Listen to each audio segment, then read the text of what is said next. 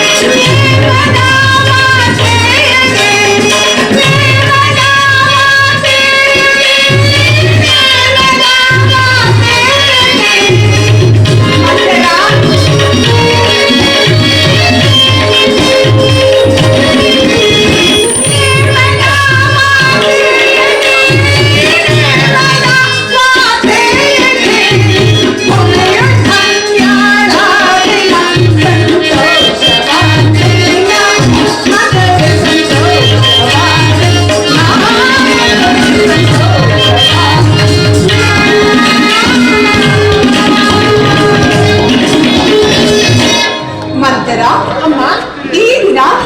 ಶ್ರೀರಾಮಚಂದ್ರನಿಗೆ ಪಟ್ಟಾಭಿಷೇಕವೆನ್ನುವ ಸಮಾಚಾರವನ್ನು ಕೇಳಿ ನನ್ನ ಮನಸ್ಸಿಗೆ ಬಹಳ ಸಂತೋಷವಾಯಿತು.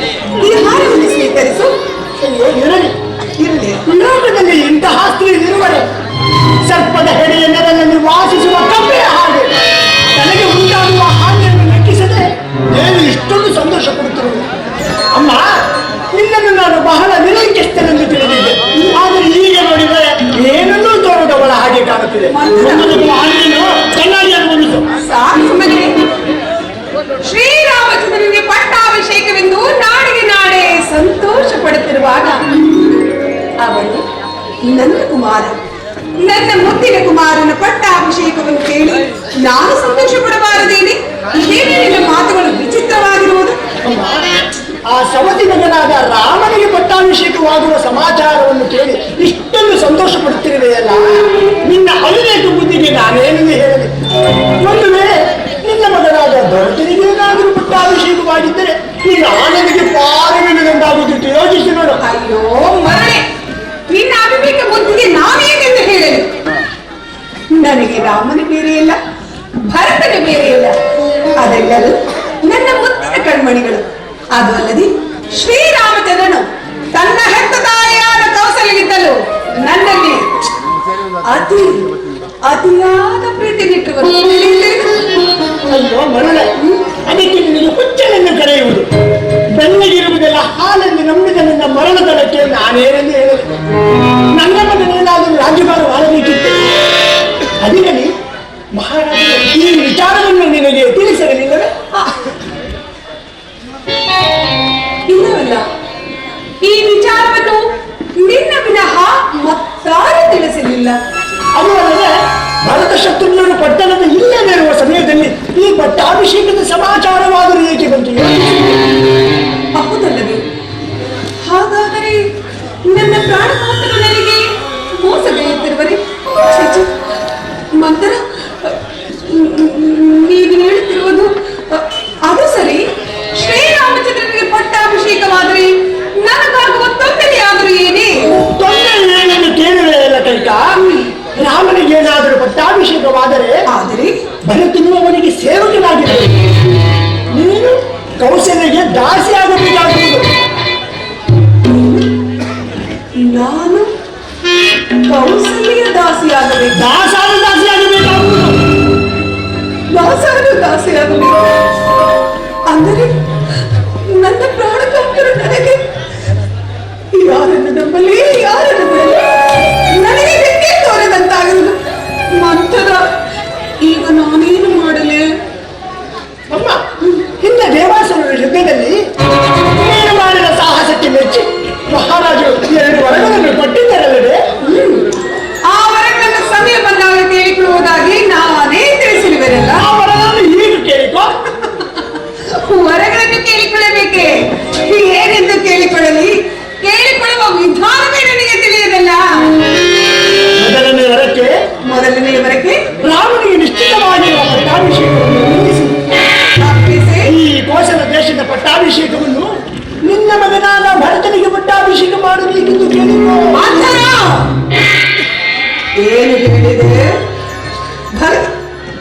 ಭಲೆ ಬಂತಾರೆ. ಅಬ್ಬಾ, ಎಂಥ ಚತುರಿ ನೀನು! ಅಪಾಯಕ್ಕೆ ತಕ್ಕ ಉಪಾಯ. ಜಾಣ್ಮೇನು. ಅದು ಸರಿ, 2ನೇ ವರಕ್ಕೆ ಏನೆಂದು ಕೇಳಿಕೊಳ್ಳ? 2ನೇ ವರಕ್ಕೆ ರಾಮನು ನಾಲ್ಗುಡಿಯ ಬಿಟ್ಟು ಜಟಾವಲ್ಕಲಧಾರಿಯಾಗಿ ಮರುಪ್ರವೇಶ ಮಾಡದೆ ಮುನಿವೃತ್ತಿಯಿಂದ 14 ವರ್ಷ ಅರಣ್ಯವಾದಿದ್ದು ಹೋಗಬೇಕಿದೆ.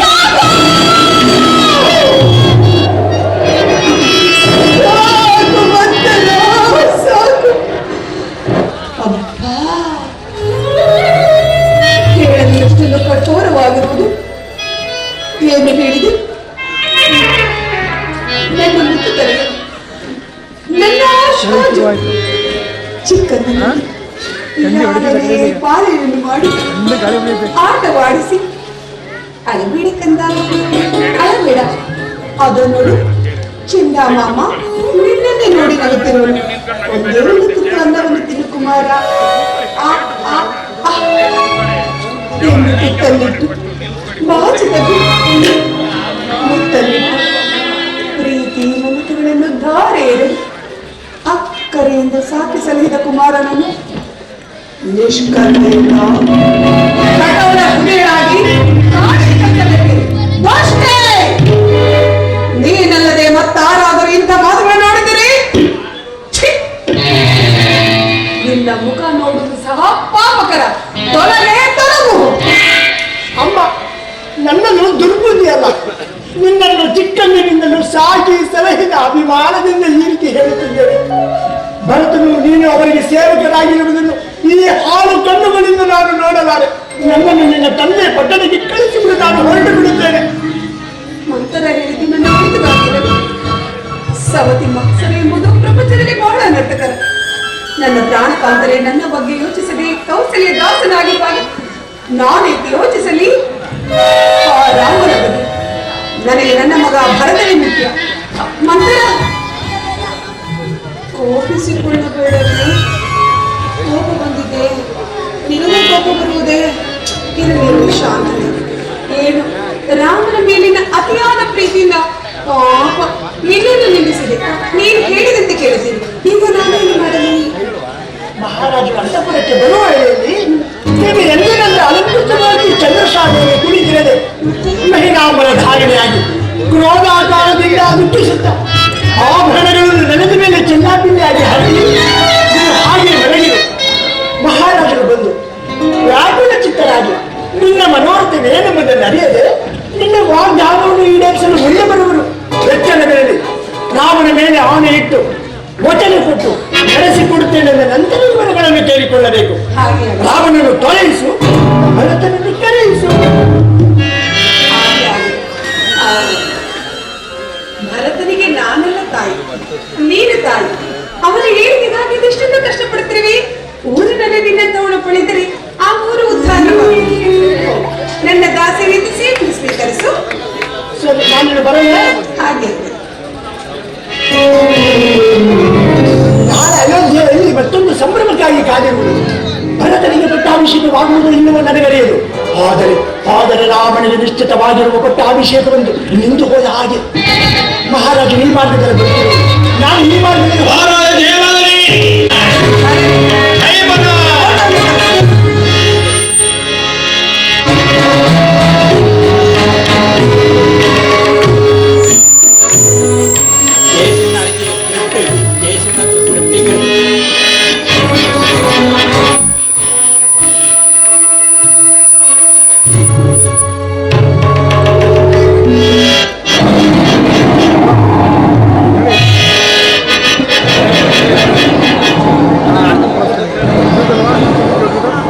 ಇದೇನು ಕೈಕಾಂತಪುರಕ್ಕೆ ಬರಲು ಯಾವುದೋ ಒಂದು ಶೂನ್ಯ ಗ್ರಹದಂತೆ ಭಾಸವಾಗುತ್ತಿದೆ. ನಾನು ಬಂದೊಡನೆಯೇ ಪ್ರೀತಿ ವಿಶ್ವಾಸಗಳಿಂದ ಆದರಿಸುತ್ತಿದ್ದ ನನ್ನ ಬಗ್ಗೆಯೂ ಕಾಣುತ್ತಿಲ್ಲವಲ್ಲ. ಕೈಕಾ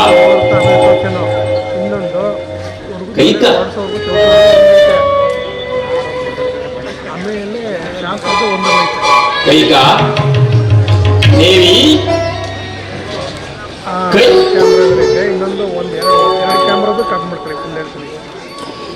ಕೈಗೆದು ಭೂಷಣ ಎರಡು ಡ್ರೋನ್ ಐತೆ, ಒಂದು ಕ್ಯಾಮ್ರದು ಊಟದ್ದು ಮತ್ತೆ ಆಡಿಯನ್ಸ್, ಆಭರಣಗಳು ಚೆಲ್ಲಾಡಿ, ಇನ್ನೊಂದರಲ್ಲಿ ನೋಡ್ತದ್ದು ಮತ್ತೆ ಸಬ್ಮಿಟ್ ಐತೆ. ಅದು ಅದರಲ್ಲೂ ಆಡಿಯನ್ಸ್ ಐತೆ, ಇದರಲ್ಲೂ ಆಡಿಯನ್ಸ್ ಐತೆ. ಆಡಿಯನ್ಸ್ ಎರಡು ಈಗ ಒಂದು ಮನೆ ಕ್ಯಾಮ್ರಾ ತೆಗಿತೀವಿ ಕಡೆಗೆ, ಅದು ಊಟದ್ದು ಮತ್ತೆ ಆಡಿಯನ್ಸ್ ಮುಖವು ಅದೆಲ್ಲ ಐತೆ. ಆಮೇಲೆ ಶಾಸ್ತ್ರ ಐತೆ. ಇದಕ್ಕೆ ಕಾರಣವೇನಿದೆ?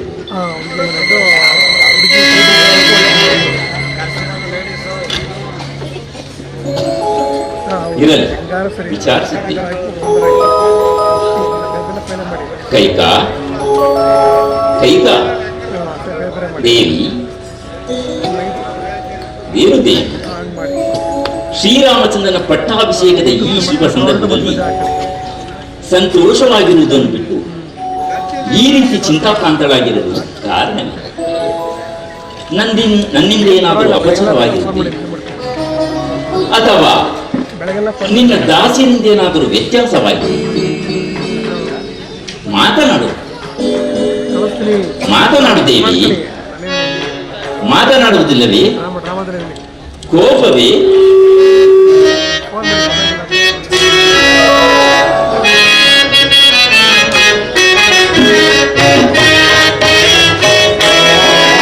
ಕೋಪ ಮಾತದೆ ಮಣ್ಣಿನದೆ, ಕೋಪ ಮಾತದೆ. ಈಗ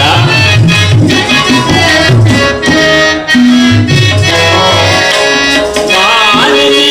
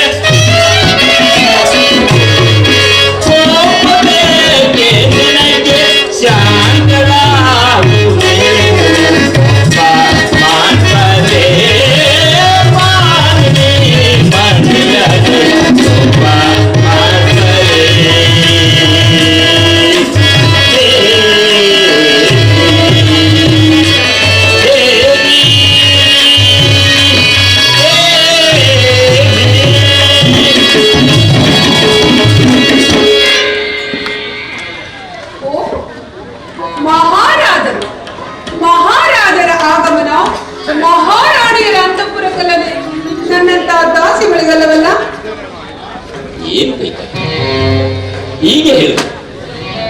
ನನಗೆ ನಿನ್ನಲ್ಲಿ ಮತ್ತು ಶ್ರೀರಾಮಚಂದ್ರನಲ್ಲವೇ ಅಧಿಕವಾದ ಪ್ರೀತಿ ಇದೆ. ಅಂದರೆ ಅಂದರೆ ಅಂದರೆ ಭಾರತದಲ್ಲಿ ನಿಮಗೆ ಪ್ರೀತಿ ಇಲ್ಲವೆಂದಾಯಿತು? ಮರುಳಿ, ನನಗೆ ರಾಮನು ಬೇರೆ ಭರತನು ಬೇರೆಯೇ? ನನಗೆ ಇಬ್ಬರ ಮೇಲೆಯೂ ಸಮಾನವಾದ ಪ್ರೀತಿ ಇದೆ. ನಾನು ಬಲ್ಲೆ ಸ್ವಾಮಿ, ಅದನ್ನು ಚೆನ್ನಾಗಿ ಬಲ್ಲೆ. ನನ್ನ ಮಕ್ಕಳನ್ನು ನನ್ನ ತವರು ಮನೆಗೆ ಕಳಿಸಿ ಅವರಿಲ್ಲದ ಸಮಯದಲ್ಲಿ ಶ್ರೀರಾಮಚಂದ್ರನಿಗೆ ಪಟ್ಟಾಭಿಷೇಕವನ್ನು ಏರ್ಪಡಿಸಿರುವ ನಿಮ್ಮ ಕುಟುಂಬ ಬುದ್ಧಿ ನೋಡಿದರೆ ಅರ್ಥವಾಗುವುದಿಲ್ಲವೇ? ಹುಚ್ಚಿ ಹುಚ್ಚಿ. ಹೌದು.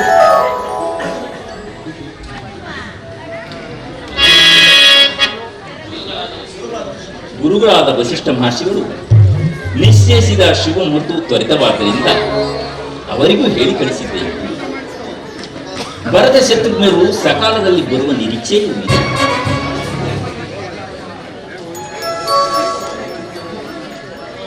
ಏನು ಕೋಪವೇ? ಬಾ ದೇವಿ ಬಾ.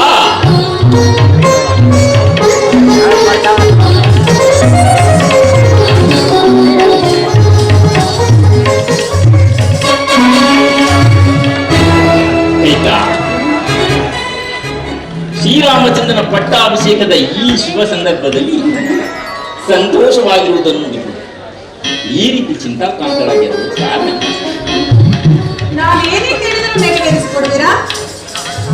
ಸಂತೋಷವಾಗಿ ನಡೆಸಿಕೊಡುತ್ತೇನೆ. ನಿನಗೇನು ಬೇಕು ಕೇಳು. ಸತ್ಯವಾಗಿ ನೆರವೇರಿಸುವರ ಸ್ವಾಮಿ? ಓಹೋ, ಇಂತಹ ಆನಂದದ ಸಮಯದಲ್ಲಿ ನೀನೇನೇ ಕೇಳಿದರೂ ನಡೆಸಿಕೊಡುತ್ತೇನೆ. ಆಹಾ.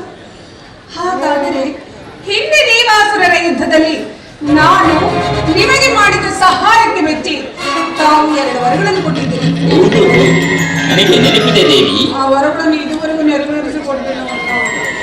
ಇಷ್ಟೇ ತಾನೆ. ಈಗ ನೆರವೇರಿಸಿದಿರಾ? ಸತ್ಯವಾಗಿ ನಡೆಸಿಕೊಡ್ತೇನೆ. ಏನು ಬೇಕು ಕೇಳು ಕೈಕಾ, ಕೇಳು. ಪ್ರಾಣೇಶ್ವರ, ನಿಮಗೆ ಅತಿಯಾದ ಪ್ರೀತಿ ಯಾರಲ್ಲಿರುವುದು? ಇನ್ಯಾರಲ್ಲಿ ಕೈಕ? ನಿನ್ನಲ್ಲಲ್ಲವೇ? ನಿಜವೇ? ನನ್ನಲ್ಲಿ ಇಲ್ಲ, ನಿನ್ನಲ್ಲಿಯೇ ಅಧಿಕವಾದ ಪ್ರೀತಿ ಇದೆ. ಯೋಚಿಸಿ ಸ್ವಾಮಿ.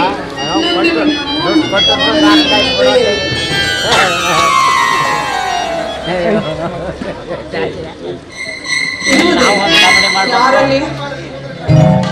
ಕೈಕ, ಶ್ರೀರಾಮಚಂದ್ರನಲ್ಲಿ ನನಗೆ ಅಧಿಕವಾದ ಪ್ರೀತಿ ಇದೆ. ನೋಡಿದ್ರಾ? ಈಗಲೇ 2 ಮಾತುಗಳನ್ನು ಆಡುತ್ತಿರುವ ನಿಮ್ಮ ಮಾತುಗಳನ್ನು ನಾನು ನಂಬುವುದಾದ್ರೂ ಹೇಗೋ? ಕೈಕ,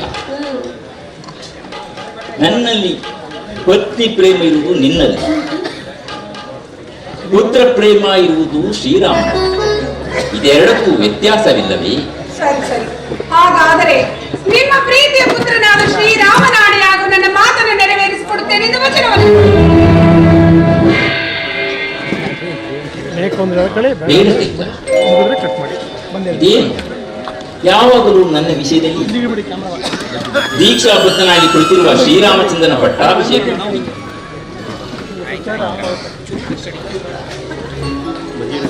ನಿನ್ನಾಸೆ ಏನಿದ್ದರೂ ಹೇಳು, ಸತ್ಯವಾಗಿಯೂ ನಡೆಸಿಕೊಡುತ್ತೇನೆ. ಸಾಧ್ಯವಿಲ್ಲ ಸ್ವಾಮಿ. ಶ್ರೀರಾಮನಾಡಿ ಹಾಗೂ ನನ್ನ ಮಾತನ್ನು ನೆರವೇರಿಸಿಕೊಡುತ್ತೇನೆ ಎಂದು ಹೇಳಿದರೆ ಕೇಳುತ್ತೇನೆ, ಇಲ್ಲ ಮಾತ್ರ ಬಿಡಿ.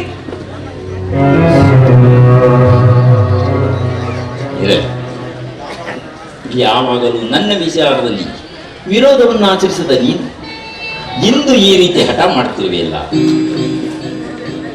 ಕೈಕ. ಕೈಕ, ನನ್ನ ಪ್ರೀತಿಯ ಕೈ ಏನು ಕೇಳಿಕೊಂಡ ನಡೆಸಿಕೊಟ್ಟರಾಯಿತು. ಇರ ಕೈಕ, ನಿನ್ನಿಷ್ಟದಂತೆ ಹಾಗೂ ಶ್ರೀರಾಮಚಂದ್ರನ ಆಣೆಯೂ ನಡೆಸಿಕೊಡು. ಏನು ಬೇಕು ಹೇಳು. ಈಗ ಈಗ ನನ್ನ ಮನಸ್ಸಿಗೆ ಸಂತೋಷವಾಯಿತು. ಹೇಳು ದೇವಿ, ಹೇಳು ದೇವಿ. ಸ್ವಾಮಿ, ನನ್ನ ಮೊದಲನೇ ವಿವರಕ್ಕೆ ಈಗ ಶ್ರೀರಾಮಚಂದ್ರನಿಗೆ ನಿಶ್ಚಯವಾಗಿರುವ ಪಟ್ಟಾಭಿಷೇಕವನ್ನು ತಪ್ಪಿಸಿ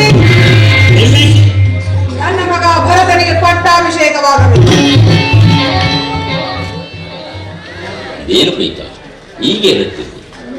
ಶ್ರೀರಾಮಚಂದ್ರನಲ್ಲಿ ನಿಶ್ಚಯವಾಗಿರುವ ಪಟ್ಟಾಭಿಷೇಕವನ್ನು ತಿಳಿಸಿ ಭರತನಿಗೆ ಮಾಡೋದು. ಹೌದು. ಕೈಕ ದೀಕ್ಷಾಬದ್ಧನಾಗಿ ಕುಳಿತಿರುವ ಶ್ರೀರಾಮಚಂದ್ರನಿಗೆ ಇನ್ನು ಸರಿ, ಇನ್ನು ಇರಲಿ, ಇನ್ನು ನಿನ್ನ ಎರಡನೇ ವರವಾಗುವುದು. ಪ್ರಾಣೇಶ್ವರ, ಚೆನ್ನಾಗಿ ಹೇಳಿದನು, ಚೆನ್ನಾಗಿ ಕೇಳಿ. ನನ್ನ ಎರಡನೇ ವರಕ್ಕೆ ಶ್ರೀರಾಮಚಂದ್ರನು ಜಟಾವಲ್ಕಲಧಾರಿಯಾಗಿ ನಾರುಮಣಿಯಲ್ಲಿರುವ ಪ್ರವೇಶವಿಲ್ಲದೆ 14 ವರ್ಷಗಳ ಕಾಲ ರಾಮ, ರಾಮಚಂದ್ರ, ಯಾರು ಮಾತನಾಡುತ್ತಿರುವುದು? ಕೈಕೆ ಸಂದೇಹವೇ? ದಶರಥನ ಧರ್ಮಪತ್ನಿಯೇ? ಅನುಮಾನವೇ? ಇಲ್ಲ ಇಲ್ಲ, ಅವಳಂತೆಯೇ ವೇಷ ಧರಿಸಿಕೊಂಡು ಬಂದಿರುವ ಯಾವುದೋ ಭೂತವೆಂದು ತೋರಿ.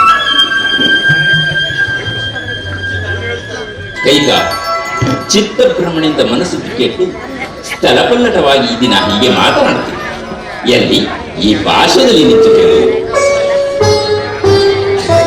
ಪ್ರಾಣೇಶ್ವರ, ಈಗಲೇ ಹೇಳಿದ್ರೆ ಕೇಳಿ. ಯಾವ ಸ್ಥಳವಾದರೇನು, ಯಾವ ಪುರವಾದರೇನು, ನಿಂತರು ಸರಿ, ಕುಂತರು ಸರಿ, ಭರತನಿಗೆ ಪಟ್ಟಾಭಿಷೇಕವಾಗಲೇಬೇಕು, ರಾಮನ ವನವಾಸಕ್ಕೆ ಹೋಗಲೇಬೇಕು. ರಾಮಚಂದ್ರ, ಭರತನಿಗೆ ಒಲಿಸಿದೋ.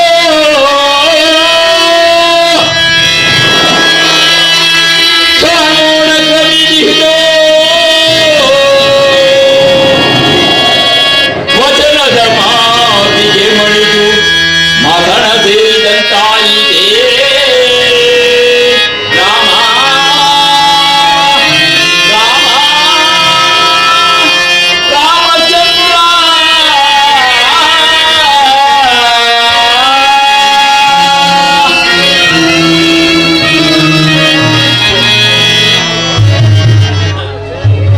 ಸಾಕು ಕೈಕ, ಸಾಕು, ಕೇಳಲಾರೆ. ಕೈಕ, ರಾಮನು ವನವಾಸಕ್ಕೆ ಹೋಗೆಂದು ಹೇಳಲು ನಿನಗೆ ಮನಸ್ಸಾದರೂ ಹೇಗೆ? ಕೈಕ, ಕೋಮಲ ಹೃದಯವನಾದ ಶ್ರೀರಾಮನಿಗೆ ಈ ವಿಷಯವು ತಿಳಿದರೆ ಎಷ್ಟೊಂದು ನೊಂದುಕೊಳ್ಳು. ನೊಂದುಕೊಳ್ಳಲು ಬಿಡಿ. ಈ ಅಯೋಧ್ಯೆ ಜನರು ಪರಿಪರಿಯಾಗಿ ಆಡಿಕೊಳ್ಳಲಿ. ಕೈಕ, ರಾಮನನ್ನು ಮಾತ್ರ ವನವಾಸಕ್ಕೆ ಹೋಗೆಂದು ಆಜ್ಞಾಪಿಸಬೇಡ. ಕೈಕ, ರಾಮನು ವನವಾಸಕ್ಕೆ ಹೋದರೆ ನನ್ನ ಪಂಚ ಪ್ರಾಣಗಳು ಹಾರಿ ಹೋಗಿ, ಆಗ ನೀನು ವಿಧವೆಯಾಗಿ ಜನರ ನಿಂದನೆಗೆ ಗುರಿಯಾಗುವೆ. ಕೈಕ, ಬೇಡ ಕೈಕ, ಬೇಡ, ನನ್ನ ಮಾತನ್ನು ಕೇಳು. ಪ್ರಾಣೇಶ್ವರ, ನಿಮ್ಮ ಟಕ್ಕಿನ ಮಾತಿಗೆ ಮರಳಾಗಲು ನಾನೇನು ಬೆಪ್ಪಲಲ್ಲ. ಇಂಥ ಮಾತುಗಳನ್ನಾಡಿದರೆ ನನ್ನ ಮನಸ್ಸೋಲುವಿದೆ ಎಂದು ತಿಳಿದಿರುವರ ಸಾಧ್ಯವಿಲ್ಲ. ಆಡಿದ ಮಾತಿನಂತೆ ನಡೆದುಕೊಳ್ಳಿ, ಇಲ್ಲವಾದರೆ ಇಲ್ಲವಾದರೆ ಹೇಳಿಬಿಡಿ, ಬಿಟ್ಟು ಬಿಡುತ್ತೇನೆ. ಕೈಕ, ರಾಮನಲ್ಲಿ ಏಕೆ ಈ ಹಠ ಛಲ? ಬೇಡ ದೇವಿ, ಬೇಡ ಬೇಡ.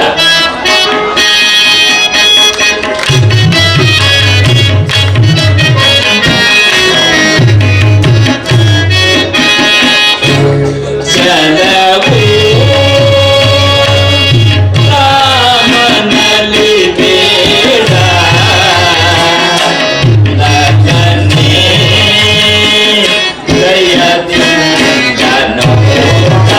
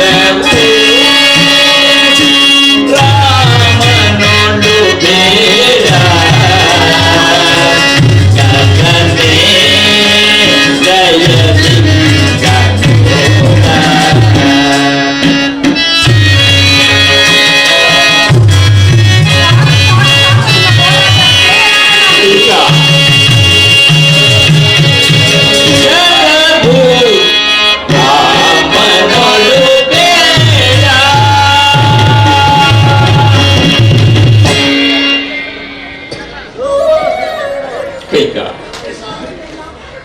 ನಿನ್ನಿಷ್ಟದಂತೆ ಭರತನಿಗೆ ಪಟ್ಟಾಭಿಷೇಕ ಮಾಡುತ್ತೇನೆ. ರಾಮನ ವನವಾಸವನ್ನು ಮಾತ್ರ ತಪ್ಪಿಸು ಕೈಕ, ತಪ್ಪಿಸು. ಇದು ನಿನಗೆ ಕೈ ಮುಗಿದು ಬೇಡಿಕೊಳ್ಳುವೆ. ಜ್ಞಾನೇಶ್ವರ, ಸಾಕು ಮಾಡಿ ಈ ನಿಮ್ಮ ಮಾತುಗಳು. ಈಗ ತಾನೇ ಎಂತ ಕಷ್ಟ ಸಾಧ್ಯವಾದ ಕೆಲಸವಾದ್ರೆ ಸರಿ, ಸಾಧ್ಯತೆ ಇಟ್ಟಿರುತ್ತೆ ಎಂದು ವಚನವನ್ನು ಕೊಟ್ಟು ಒಂದನ್ನು ನೆರವೇರಿಸುವೆ, ಮತ್ತೊಂದು ಇಲ್ಲವೆಂದು ಹೇಳ್ತಿರುವೆ. ಈ ರೀತಿ ಮಾತನಾಡಲು ನಿಮಗೆ ರಾಜಿ ಆಗುತ್ತದೆ. ಈಗಲೇನಾಯ್ತು, ಆಡಿದ ಮಾತಿಗೆ ತಪ್ಪಿದೆಂದು ಹೇಳಿಬಿಡಿ. ನಾನು ಎಲ್ಲಿಯಾದರೂ ಹೋಗಿ ವಿಷಪಾನ ಮಾಡಿ ಪ್ರಾಣ ತ್ಯಾಗ ಮಾಡಿಕೊಳ್ಳುತ್ತೇನೆ. ಕೈಕ, ರಾಮನಲ್ಲಿಟ್ಟಿದ್ದ ಪ್ರೀತಿ ವಿಶ್ವಾಸಗಳು ಏನಾದರೆ ಎಲ್ಲವೂ ನಿಮ್ಮ ಕಪಟ ನಾಟಕದಲ್ಲಿ ಮಾಯವಾದವು. ಛೀ ಕುಲಘಾತಕಿ, ನನ್ನದು ಕಪಟ ನಾಟಕವು. ನಾನು ನಿನ್ನಲ್ಲಿಟ್ಟಿದ್ದ ಪ್ರೀತಿಗೆ ತಕ್ಕ ಪ್ರಾಯಶ್ಚಿತ್ತವಾಯಿತು. ನೀನು ನಾರಿಯಲ್ಲ, ಸೂರ್ಯವಂಶವನ್ನು ನುಗ್ಗಲು ಬಂದ ಮಹಾಮಾರಿ. ನಿನ್ನ ಮುಖವನ್ನು ನನಗೆ ತೋರಿಸಬೇಡ.